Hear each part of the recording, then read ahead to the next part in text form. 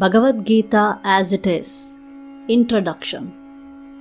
Om Ajnanaatimirandasya Jnananjana Shalakaya Chakshurunmilitam Yena Tasmai Shri Gurave Namaha. Shri Chaitanya Manobhishtam Stapitam Yena Bhutale Swayam Rupaha Kada Mahyam Dadati Swapadantikam. I was born in the darkest ignorance, and my spiritual master opened my eyes with the torch of knowledge. I offer my respectful obeisances unto him. When will Srila Rupa Goswami Prabhupada, who has established within this material world the mission to fulfill the desire of Lord Chaitanya, give me shelter under his lotus feet? Vandeham Shri Guruho Shri Yutapada Kamalam Shri Gurun Vaishnavamscha Shri Rupam Sagrajatam Sahagana Raghunathanvitam Tam Sajivam Sadvaitam Savadhutam Parijana Sahitam Krishna Chaitanya Devam Shri Radha Krishna Padan Sahagana Lalita Shri Vishakanvitamscha. I offer my respectful obeisances unto the lotus feet of my spiritual master and unto the feet of all Vaishnavas. I offer my respectful obeisances unto the lotus feet of Srila Rupa Goswami along with his elder brother Sanatana Goswami, as well as Raghunatha Dasa and Raghunatha Bhatta, Gopala Bhatta and Srila Jiva Goswami. I offer my respectful obeisances to Lord Krishna Chaitanya and Lord Nityananda along with Advaita Acharya, Gadadhara, Srivasa and other associates. I offer my respectful obeisances to Srimati Radharani and Shri Krishna along with their associates Shri Lalita and Vishakha. He Krishna Karuna Sindhu Deenabandho Jagatpate Gopesha Gopika Kanta Radha Kanta Namostute. O my dear Krishna, you are the friend of the distressed and the source of creation. You are the master of the gopis and the lover of Radharani.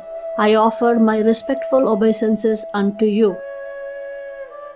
Tapta Kanchana Gaurangi Radhe Vrindavaneshwari Vrishabhanu Sute Devi Pranamami Hari Priye.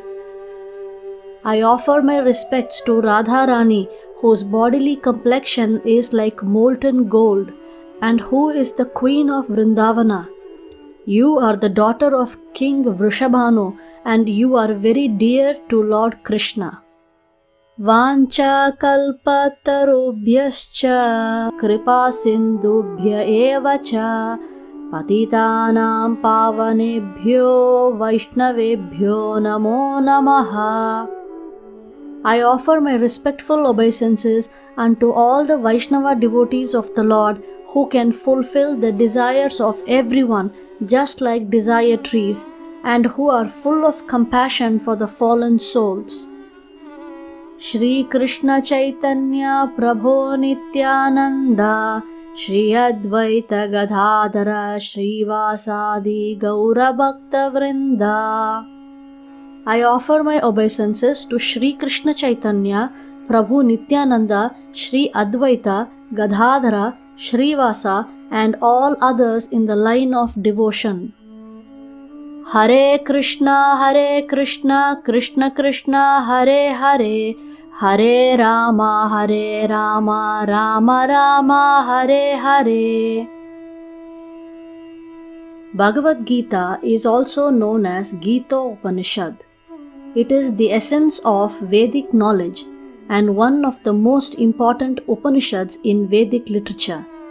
Of course, there are many commentaries in English on the Bhagavad Gita, and one may question the necessity for another one. This present edition can be explained in the following way. Recently, an American lady asked me to recommend an English translation of Bhagavad Gita. Of course, in America, there are so many editions of Bhagavad Gita available in English. But as far as I have seen, not only in America but also in India, none of them can be strictly said to be authoritative, because in almost every one of them the commentator has expressed his own opinions without touching the spirit of Bhagavad Gita as it is.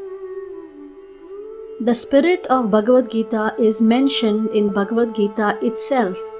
It is just like this. If we want to take a particular medicine, then we have to follow the directions written on the label. We cannot take the medicine according to our own whim or the direction of a friend.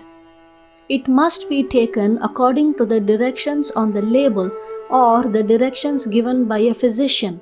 Similarly, Bhagavad Gita should be taken or accepted as it is directed by the speaker himself.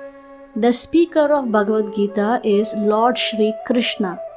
He is mentioned on every page of Bhagavad Gita as the Supreme Personality of Godhead, Bhagavan.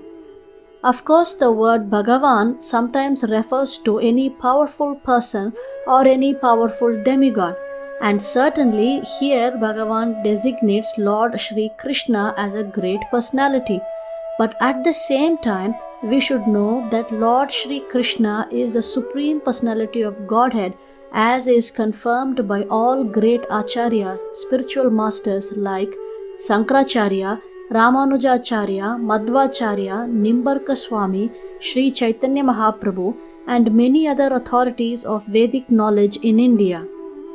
The Lord himself also establishes himself as the Supreme Personality of Godhead in the Bhagavad Gita, and he is accepted as such in the Brahma Samhita and all the Puranas, especially the Srimad Bhagavatam, known as the Bhagavata Purana, Krishnastu Bhagavan Swayam. Therefore, we should take Bhagavad Gita as it is directed by the personality of Godhead himself. In the 4th chapter of the Gita, the Lord says, number 1, Imam vivasvate yogam proktavan aham avyayam vivasvan manave praha manurikshvakave bravit. Number 2, Evam parampara praptam imam rajarshayo viduhu sakalane hamahata yogo nashtaha parantapa. Number 3, Sa evayam maya tedhya yogaha proktaha puratanaha bhaktosi me sakha cheti rahasyam hyataduttamam. Here the Lord informs Arjuna that this system of yoga, the Bhagavad Gita, was first spoken to the Sun God, and the Sun God explained it to Manu, and Manu explained it to Ikshvaku, and in that way, by disciplic succession, one speaker after another, this yoga system has been coming down. But in the course of time, it has become lost. Consequently, the Lord has to speak it again, this time to Arjuna on the battlefield of Kurukshetra. He tells Arjuna that he is relating this supreme secret to him because he is his devotee and his friend. The purport of this is that Bhagavad Gita is a treatise which is especially meant for the devotee of the Lord. There are 3 classes of transcendentalists, namely the Jnani, the Yogi, and the Bhakta, or the impersonalist, the meditator, and the devotee.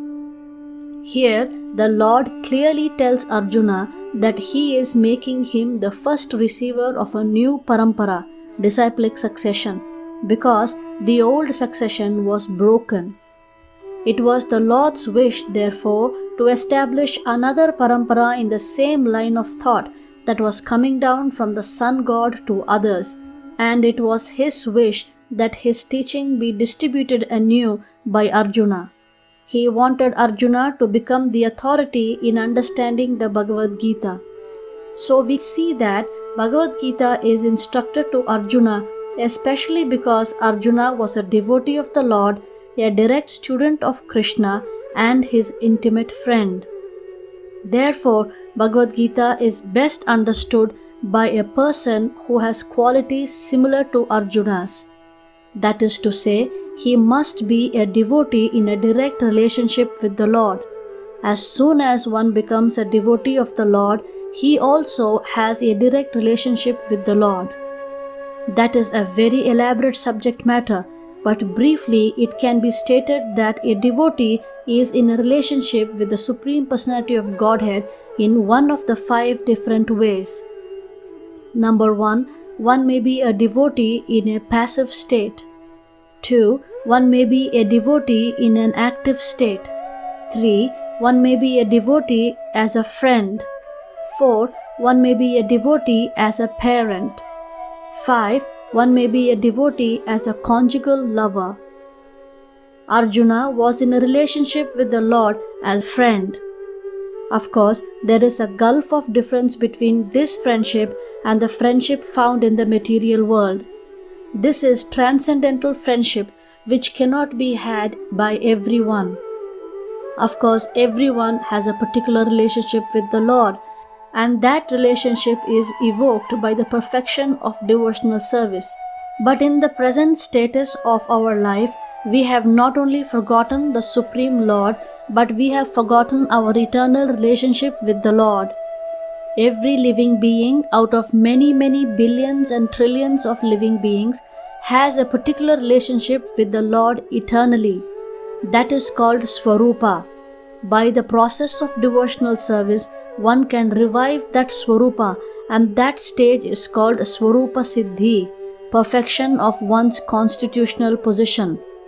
So, Arjuna was a devotee and he was in touch with the Supreme Lord in friendship.